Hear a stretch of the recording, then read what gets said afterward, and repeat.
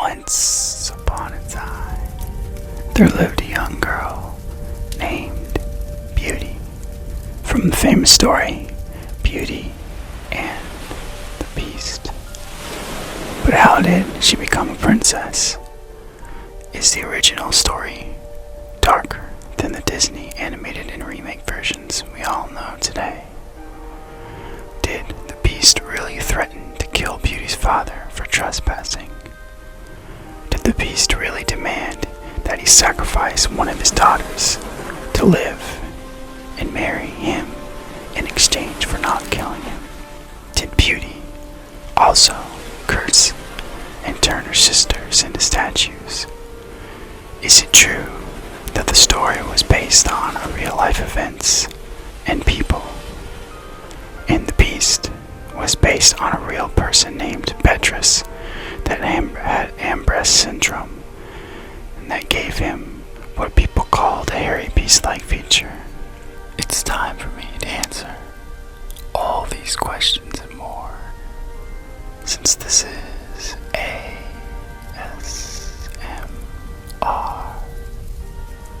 Aaron, back at it again with another daily video to help you relax. So lay back and enjoy the ride. I hope this read helps you get you through your day, or even better, I hope this video helps you gently fall asleep. I can't wait to get started. This is the tale of Beauty and the Beast. What's going on, guys? This is ASMR Aaron, and I am super excited to do this read. As you guys can see on this channel, it is super inspired by this movie and tale because she reads books, and we're all about books here and reading and stories. So this is the tale of the Beauty and the Beast. Can't wait to get started. There was once a very rich merchant. Crap, I forgot to light the candle.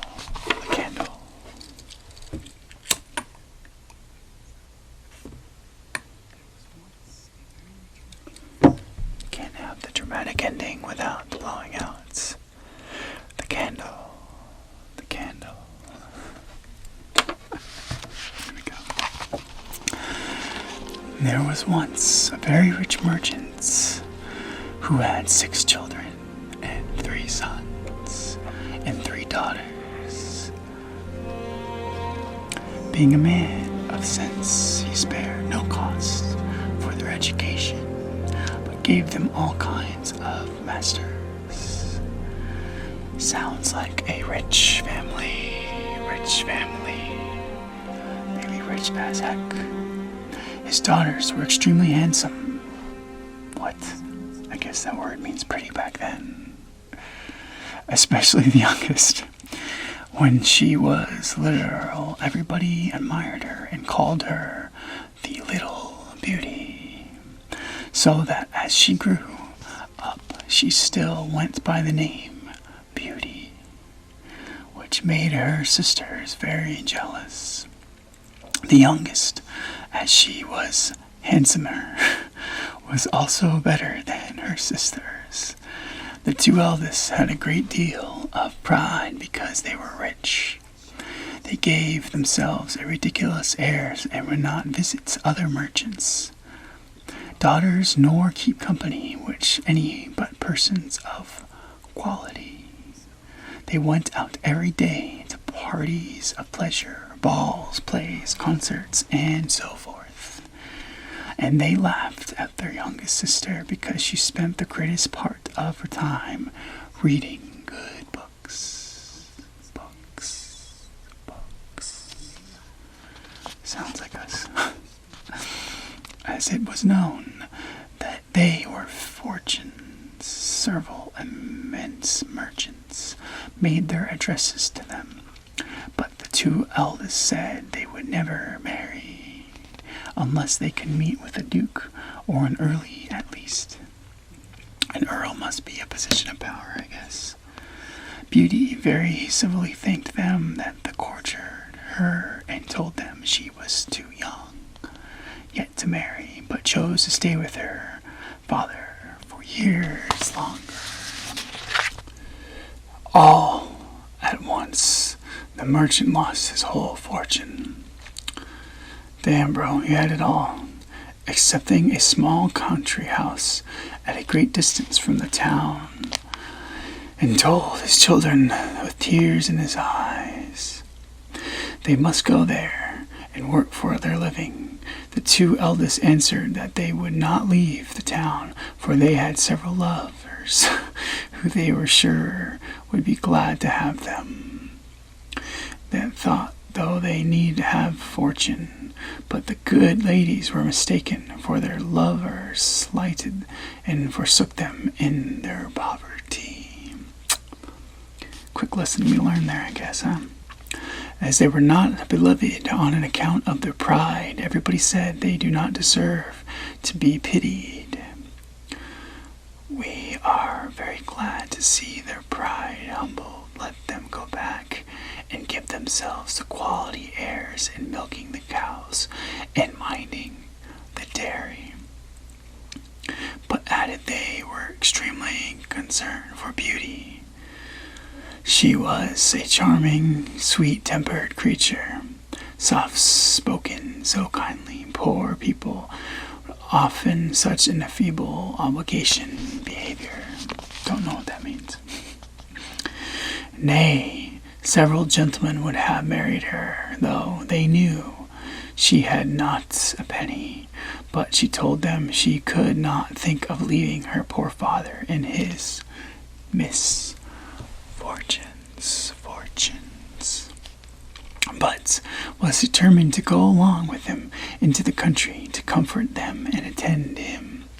Poor Beauty at first was sadly grieved at the loss of her fortune, but, said she to herself, were I to cry ever so much, that would not make things better. I must try make myself happier without fortune. Good for you, Beauty. Good for you. When they came to their country house, the merchants and his three sons applied themselves to husbandry and tillage, and Beauty rose at 4 a.m. and made haste to have the house clean. I'll give you props, Beauty. I could not wake up that early. I sometimes even sadly fall asleep at 4 in the morning. In the beginning, she found it very difficult, for she had not been used to work as a servant. But in less than 2 months, she grew stronger, healthier than ever before. After she had done her work, she read, played on the horoscope, or else sung while she spun. I'm assuming spinning was the spin wheel making clothes and cotton. On the contrary, her two sisters did not know how to spend their time. They got up at 10 and did nothing but saunter about the whole day, lamenting the loss of their fine clothes and antiques. Do but see your youngest sister, said they, one to the other. What poor, stupid, mean-spirited creature she is, to be continued with such an unhappy to smile situation. The good merchant was out quite different opinion. He knew very well that Beauty outshone her sisters in her person as well as her mind, and admired her humility and industry. Above all, humility and patience in her sisters not only left her all the work of the house to do, but insulted her every moment. The family had lived about a year in retirement when the merchant received a letter with an account that a vessel on board of which he had effectus and safely arrived. This kind of sounds like Cinderella. The news had lived to have turned the heads of the two eldest daughters, who immediately flattened themselves with hopes of returning to the town, for they were quite weary of the country life. And when they saw their father ready to set out, they begged for him to buy them a new gowns and headdresses, ribbons, and all manner of trifles. But Beauty asked for nothing, for she thought to herself that all the money her father was going to receive would scarce but sufficient to purchase everything her sisters wanted. "What will you have, Beauty?" said her father. "Since you have given goodness to think of me, answer she be so kind to bring me a rose. For a none grows hereabouts, they are a kind of rarity. Not that Beauty cared for a rose, but she asked for something, lest she should seem her example to condemn her sister's conduct, who would have said did it only look particular." The good man went out on his journey, but when he came there, they went to law with him about the merchandise, and after a great deal of trouble and pains to no purpose, he came back as poor as before.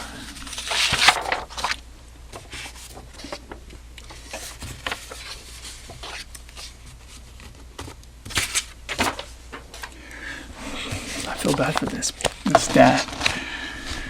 I hope having daughters isn't this tough, man. It sounds like a very tough life.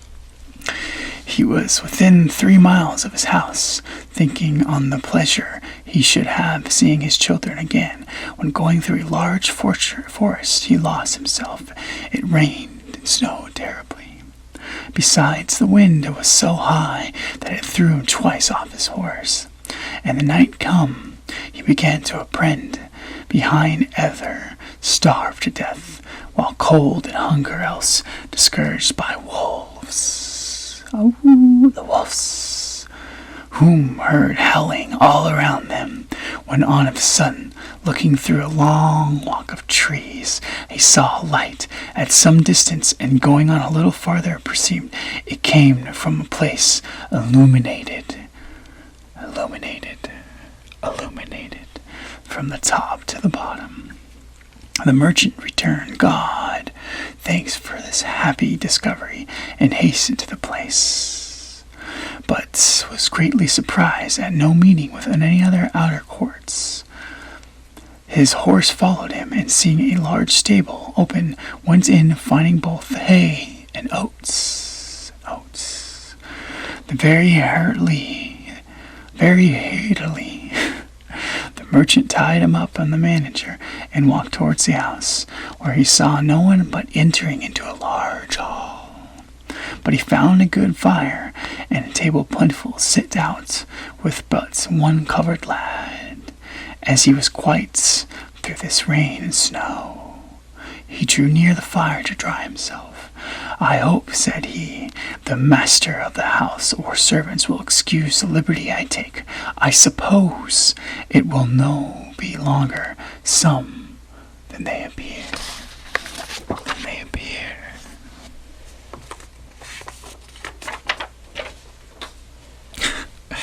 I like that. Him eating. I don't know why, but like one of the funniest things I saw in Harry Potter is when the camera zooms in on Ron Weasley. He takes a bite of the chicken or turkey leg.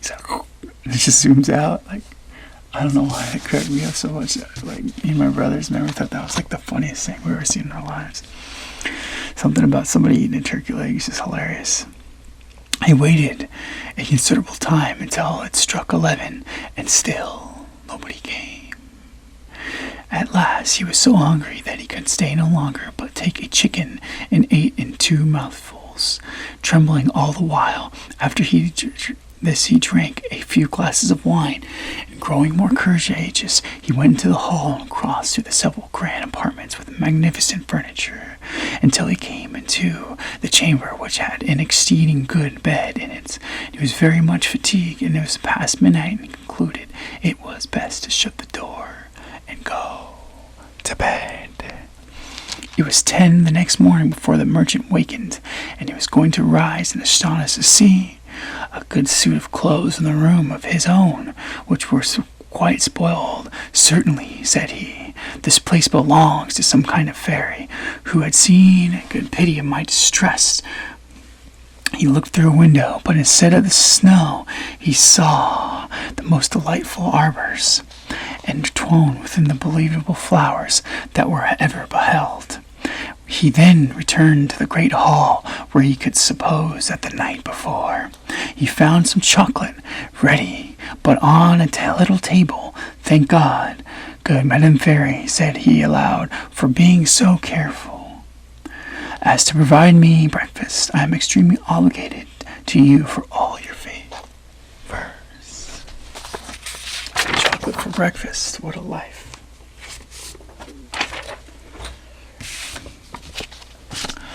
The good man drank. Whoa. Is it chocolate milk or just like chocolate sauce? Dang, man. Good man drank his chocolate and went to look for his horse, but passing through an arbor of roses he remembered Beauty's request, and gathered a branch of the several. Immediately he heard a great noise and saw a frightful beast coming towards him, and he was ready to faint away. People fainted a lot back in the day in stories. You guys notice that? I think they even had a fainting chair. I'm not kidding. Google this. You are very ungrateful, said the beast. Actually, I'm going to do the beast like in low voice, and then I'll whisper. What do you guys think? Well, I guess you guys aren't here, so it is what it is. You are very ungrateful, said the beast to him in a terrible voice. I have saved your life, receiving unto castle, and in return you steal my roses, which I value beyond anything in the universe. But you shall die for it. I give you but a quarter of an hour to prepare yourself, and you say your prayers. The merchant fell on his knees and lifted up both his hands. My lord, he said, I beseech you to forgive me. Indeed, I had no intent to fend the gathering rose for any of my daughters who desire me to bring one to her. My name is not, my lord, replied the monster, but beast. I don't love compliments, not I. I like people to speak as they think. And so do not imagine I am not to be moved by any of your flattering speeches. But you say you have got daughters. I will forgive you one condition, that one of them come willingly and suffer for you.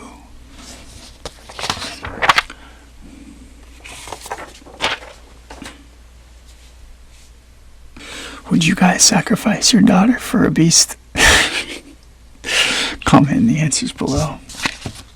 It's your life or your daughter's, man. I don't know.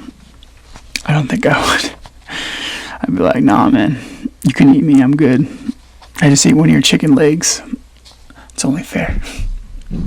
Let me have no words, but go about your business, and I swear that if your daughter refuses to die in your stead, you will return within 3 months. The merchant had no mind to sacrifice his daughters to the ugly monster, but he thought in obtaining this respite he should have the satisfaction of seeing them once more, so he promised upon the oath he would return.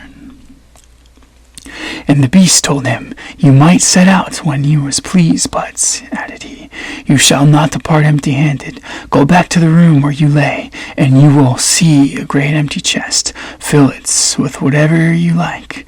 And I sent him home, and at the time the beast withdrew. Well, said the good man to himself, if I must die, I shall have the comfort at least of leaving something to my poor children.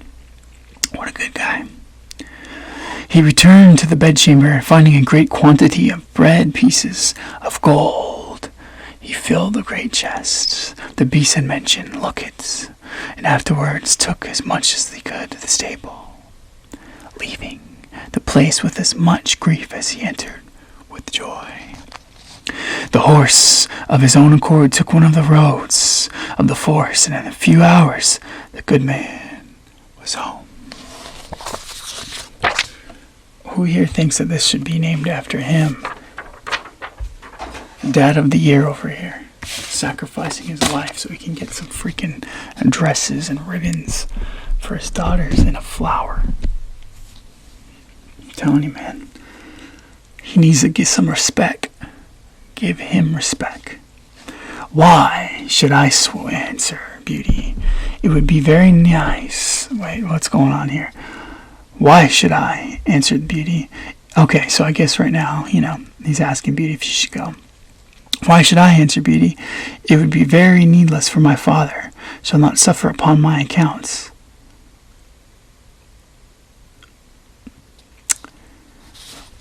I'm a little confused here.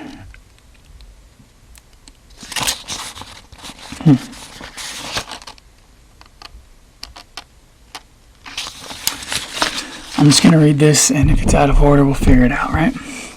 Why should I? Answered Beauty. It was very needless, for my father shall not suffer upon my account. Since this monster will accept one of his daughters, I will deliver myself up to all his fury. And I am very happy in thinking that my death will save my father's life. The ASMR exhale.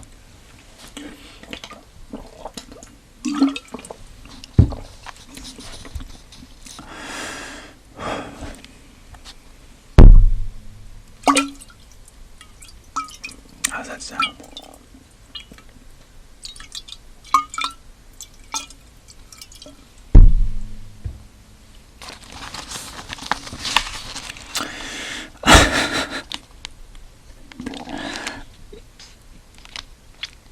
I am very happy in thinking that my death will all my father's life and be proof of my tender love for him. No, sisters, said the three brothers, that shall not be. We will go find the monster and kill him, or perish in an attempt. Do not imagine any such thing, my sons, said the merchant. Beast power is so great that I have no hopes of you overcoming him. I am charmed with your beauty's kind, generous offer, but I cannot yield to it. I am old and have no long to live, so can only lose a few years. I regret for the sakes alone, my dear children. Indeed, father, said Beauty, you shall not go to the place without me. You cannot hinder me from following you. It was not your purpose. All that could say that Beauty still, instead, on sitting for once at the fine place, the sisters were delighted at it, for her virtue and imitable qualities made them envious and jealous. The merchant was so afflicted at the thoughts of losing his daughter that he could not quite forget the chest full of gold, but at nights he retired to rest.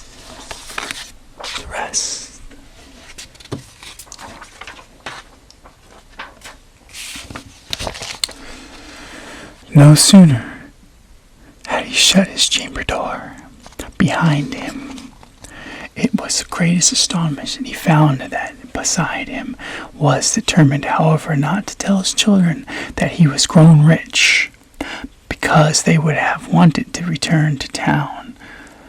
And he was resolved not to leave the country, but he trusted Beauty with the secret, who informed him that the two gentlemen came in this absence and courted her sisters. She begged her father to consent to their marriage and give them fortunes, for she was so good that she loved them, for forgave heartily their ill usage. This wicked creatures rubbed their eyes with an onion to force them to tears. When they parted with their sisters, but her brothers were really concerned. Beauty was the only one who did not shed tears at parting, because she would not increase their unease.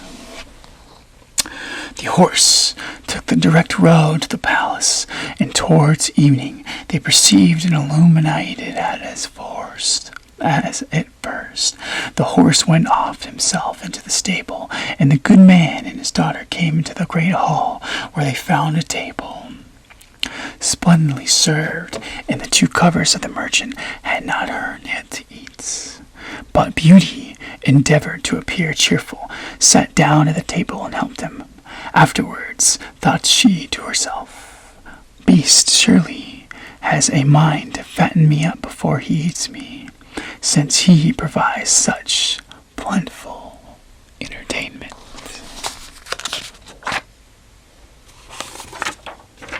That's pretty dark. Fattened me up and then ate me. The best responded, You are very good, and I am very obligated to you. Honest man, go your ways tomorrow morning, but never think of coming here again. Farewell, Beauty, farewell, Beast, answered he, and immediately the monster withdrew. Oh, daughter, said the merchant, embracing Beauty, I am almost frightened to death. Believe me, you had better go back and let me stay here. No, father, said Beauty, in a resolute tone, you shall set out tomorrow morning and leave me to care and protect of the Providence. They went to bed and thought that they should not close their eyes all night, but scarce they were laid down, and then they fell asleep, and Beauty dreamed of a fine lady, came and said to her, I am content, Beauty, with your good will. This good action of yours is in giving your own life to save your father, shall not go unrewarded. Beauty waked and told her father of her dream, and thought it helped her comfort him a little bit, yet he could not help crying bitterly when he took his leave from his dear child. As soon as he was gone, Beauty sat down in the great hall and fell crying likewise. But as she was a mistress of a great deal of resolution, she recommended herself to God and resolved not to be uneasy. The little time she had to live, her sure family believed that the beast would eat her at the end of the night.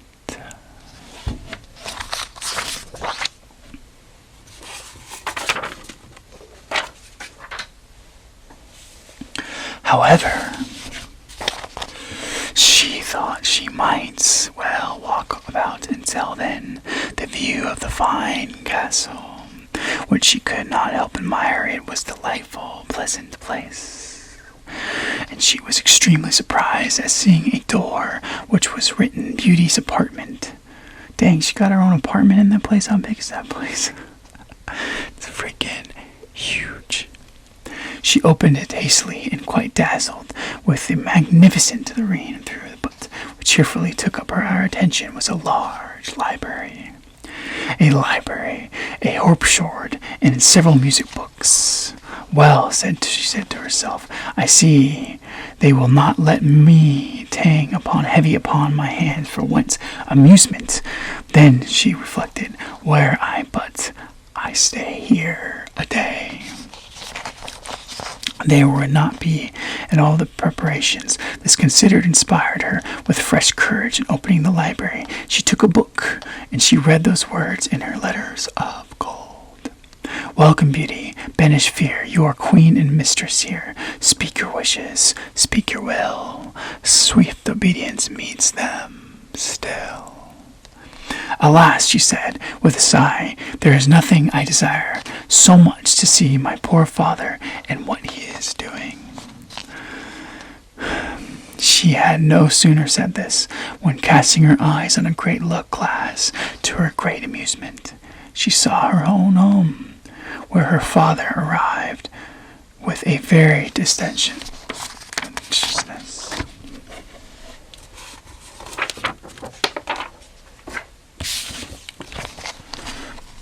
At noon she found dinner, and while at the table was an entertainment with excellent concert and music, without seeing anybody. But at night she was going to sit by herself for supper.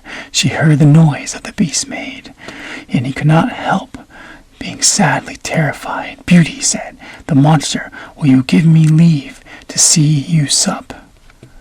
Assuming that means supper. "No," replied the beast. "You are not alone here, mistress. You need only bid me gone. If my presence is troublesome, and I will immediately withdraw, but tell me, do not you think me very ugly?" "This is true," said Beauty, "for I cannot tell you a lie, but I believe you are very good-natured."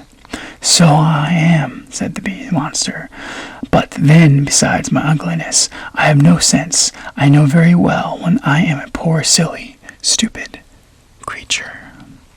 "'Tis no sign of folly to think so," replied Beauty, "for never did fool know this, or had humbled consent of his own understanding. Eats then.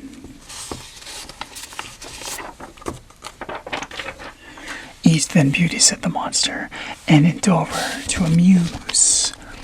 Amuse yourself in the first place, for everything here is yours, and I should be very uneasy if you were not unhappy." "You are very obligated," answered Beauty. "I own I am pleased with your kindness, and when I consider that your deformity scarce appears." Yes, said the beast, "my heart is good, but still I am a monster." "Among mankind," said Beauty, "there you are many that deserve the name more than you, and I prefer you just as you are. To those who are under human form, hide treachery, corruption, and ungrateful hearts." "If I had sense enough," replied Beast, "I would make a fine compliment to thank you, but I am so dull that I can only say I am grateful to oblige you." Beauty ate a hearty supper and had almost conquered her dream of the monster, but she had like to have fainted away when he heard, "Beauty, will you be my wife?"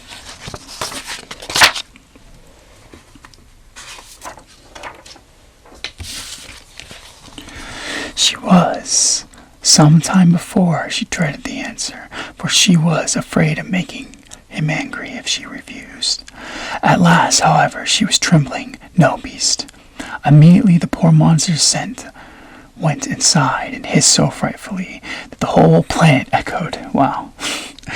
But Beauty soon recovered her frightful, for the beast having said in a mouthful voice, "Then farewell," Beauty left the room, and only turned back now and then to look out. Went out. "Eat then, Beauty," said the monster, "and endeavor to amuse yourself in your palace, for everything here is yours, and I should be very uneasy if you were not unhappy." "You are very obliged," answered Beauty.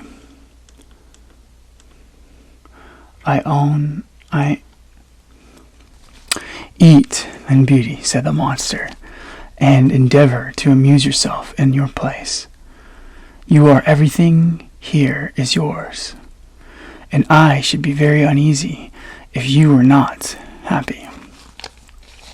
"You are very obliging," answered Beauty. "I own I am pleased with your kindness, and I consider that your deformity scarce his appearance." Yes, said the beast, "my heart is good, but still I am a monster." "Among mankind," says Beauty, "there are many that deserve that name more than you, and I prefer you, just as you are.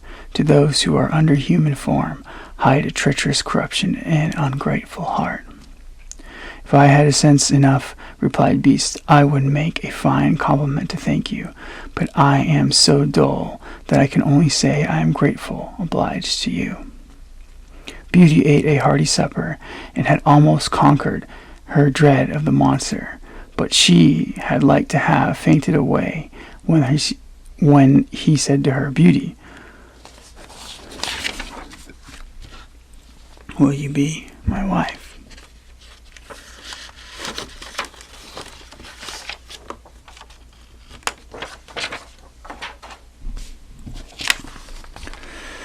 She was some time before she dreaded the answer, for she was not afraid to make him angry. If she refused, at least, however, she said, trembling, "No, beast." Immediately the poor monster went to sigh and hiss so frightfully that the whole palace echoed. But Beauty soon recovered her fright, for the beast, having said in a mournful voice, "Then farewell," Beauty left the room and only turned back now and then to look at her went out. When Beauty was alone, she felt a great deal of compassion for poor beast. "Alas," she said, "'tis thousands of pities anything so good-natured should be so ugly." Beauty spent 3 months very contentedly in the palace. Every evening Beast paid her a visit and talked to her during supper, very rationally, with the plain, good common sense, but never with what the world calls wit. And Beauty daily discovered some valuable qualifications in the monster, and seeing him often had so accustomed her to his deformity that, far from dreading the time of his visit, she would often look on her watch to see what it would be. 9, for the beast never coming at that hour. There was but one thing that gave Beauty any concern, which was that every night before she went to bed, the monster always asked her if she would be his wife.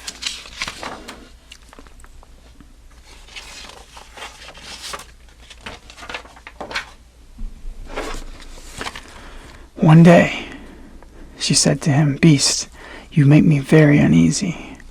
I wish I could consent to marry you, but I am too sincere. To make you believe that you'll ever happen, I shall always esteem you as a friend. Endeavor to be satisfied with this." She just friend-zoned the beast. "I must," said the beast, "for alas, I know too well my own misfortune. But then I love you with the tenderest affection. However, I ought to think myself happy that you will stay here. Promise me never to leave me." Beauty blushed at those words. She said she had seen in her glass that her father had been himself sick for the loss of her, and she longed to see him again. "I could," answered she, "indeed promise never to leave you entirely, but I have such a great desire to see my father that I shall fret death. If you refuse me that satisfaction, I'd rather die myself," said the monster. "Than give you the least unease. I will send you to your father. You shall remain with him. The poor beast will die with grief." "No," said Beauty, weeping. "I love you too well to be the cause of your death. I give you promise to return in a week. You have shown me that my sisters are married, my brothers are gone to the army. Only let me stay a week with my father, as he is alone."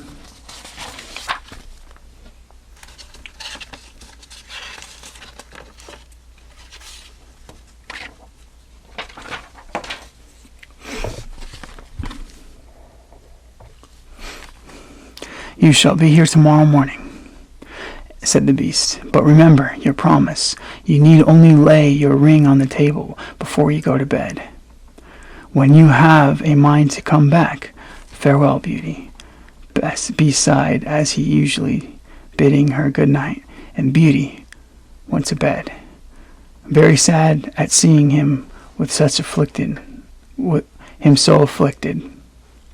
When she waked the next morning, she found herself at her father's, and having rung a little bell that way by her bedside, she saw the maid come, who, the moment she saw her, gave a loud shriek, at which the good man ran upstairs and thought he should have died with joy to see his daughter again.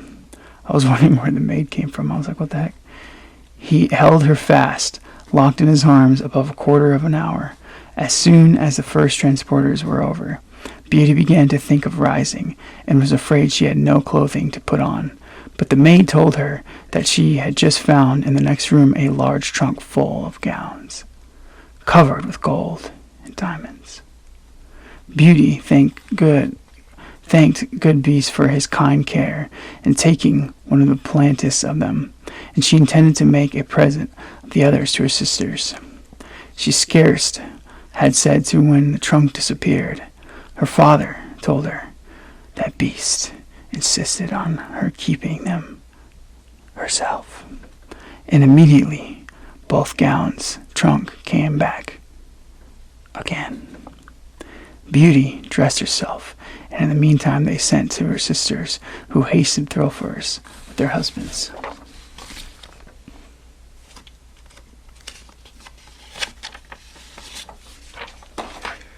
These sisters seem like they're like super into object stuff.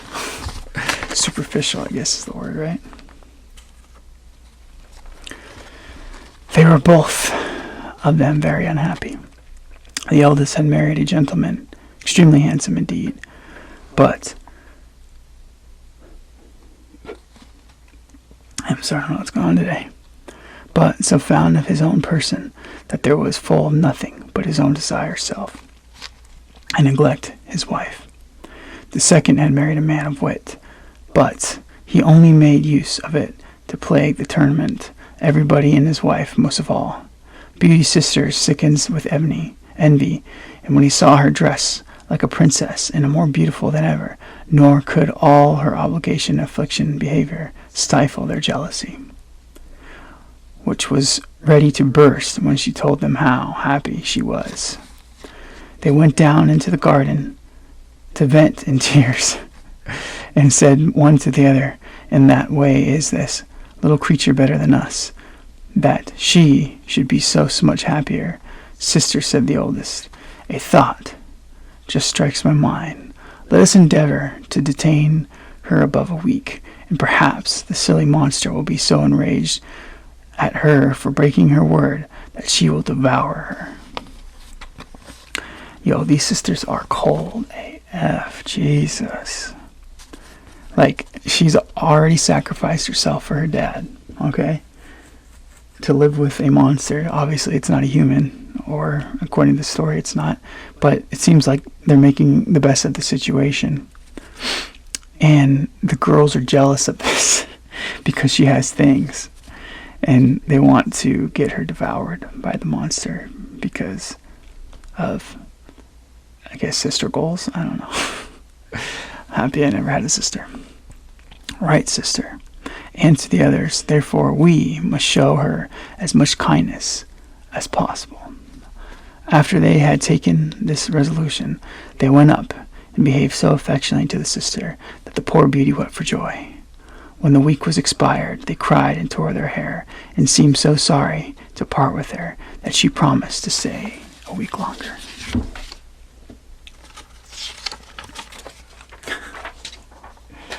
That's the beast in bed. Be beasting in bed. In the meantime, Beauty could not help reflection on herself for the uneasiness she was likely to cause poor Beast, whom she sincerely loved and really longed to see again.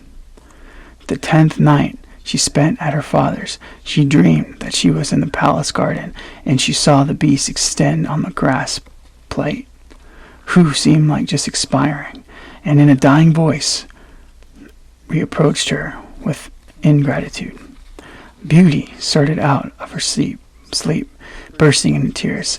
"Am I not very wicked," she said, "to act so unkindly to Beast that was studied so much to please me in everything? Is it his fault if he is so ugly and so little sense?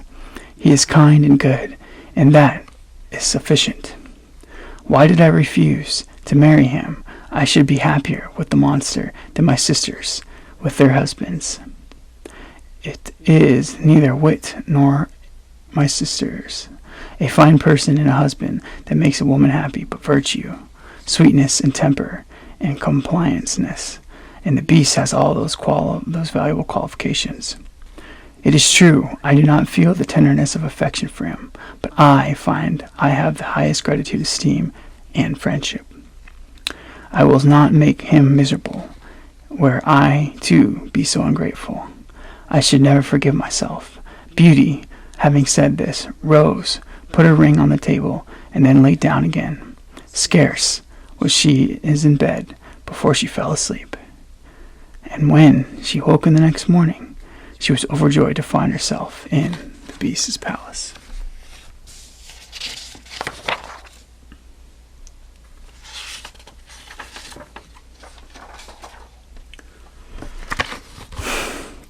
She put on one of her richest suits to please him, and waited for him in the evening with the utmost impatience. At the last, with the wish for an hour came. The clock struck 9, yet no Beast appeared. Beauty then feared that she had been the cause of his death.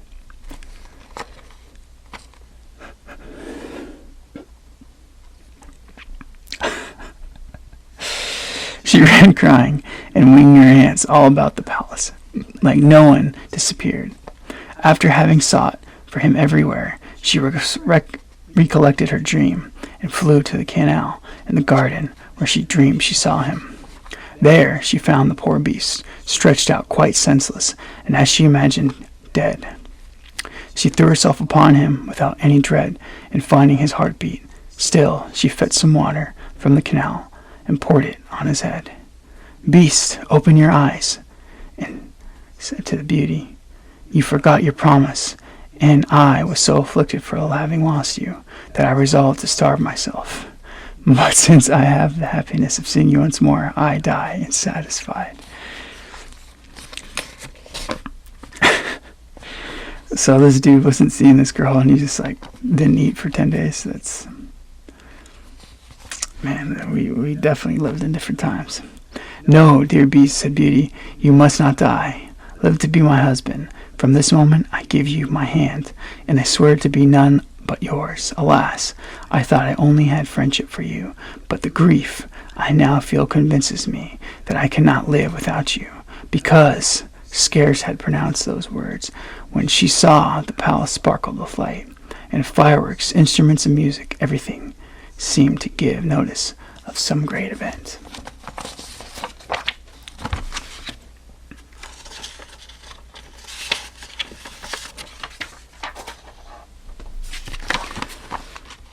But nothing could fix her attitude. She turned to her dear Beast, from whom she trembled with fear. But how great was her surprise! Beast was disappeared, and she saw at her feet one of the loveliest princes that I ever beheld, who returned for thanks for having put an end to his charm. Under which she had so long resembled the Beast, thought Prince was worthy of all her attention. She could not forbear asking where the Beast was. You see him at your feet, said the Prince. A wicked fairy had condemned me to remain under the shape until a beautiful virgin should consent to marry me. The fairy likewise enjoined me to conceal my understandings. There was only you in the world generous enough to be won by the goodness of my temper, and in offering, you are my crown, and I can't discharge the obligation I have to you. Beauty, agreeably surprised, gave the charming prince her hand to rise. They went together into the castle, and Beauty was overjoyed to find in the great hall her father, his whole family, whom the beautiful lady that appeared in her dream had conveyed thither. Beauty, said the lady, come and receive the reward of your judicious choice. You have preferred virtue before either wit or beauty, and deserve to find a person in whom all the qualifications are united. You are going to be a great queen.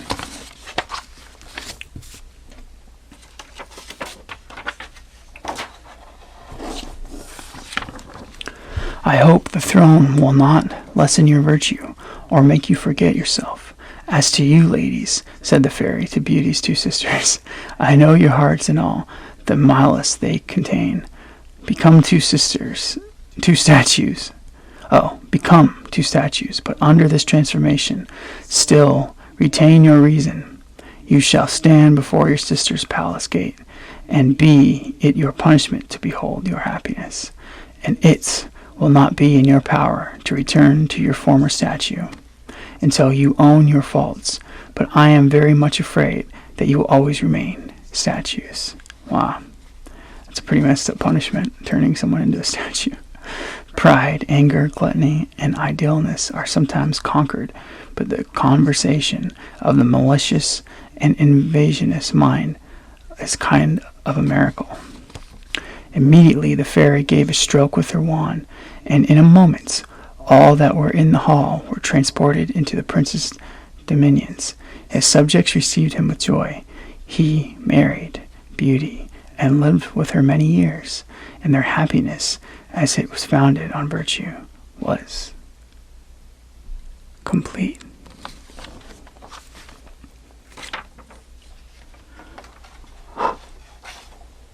Thanks for hanging around this long, guys. It was a super fun read. So yeah, I guess there's a lot of cold people back in the day, right? The sisters trying to get their sister eaten by her husband or dude that she was dating, which is the Beast. The fairy turning her sisters into statues. It's pretty messed up stuff back in the day, but overall it was a fun read. A lot of things I noticed. There wasn't a Gaston.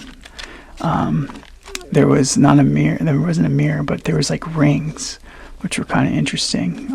There was some significance with the rose, which was kind of cool too. But other than that, it was a fun read, and yeah, I really enjoyed it. Thanks for watching, guys. Don't forget, if you enjoyed this too and you want to see more, I upload every day or every night to help you fall asleep. So like and subscribe if you want more. If you hated this video, then thanks for giving it a shot. Just turn it off and ignore all my content so you won't get it recommended anymore. But yeah, the most important thing, I hope this helped you relax, settle down, and most importantly of all, I hope this video helped you gently fall asleep. Thanks for watching, guys.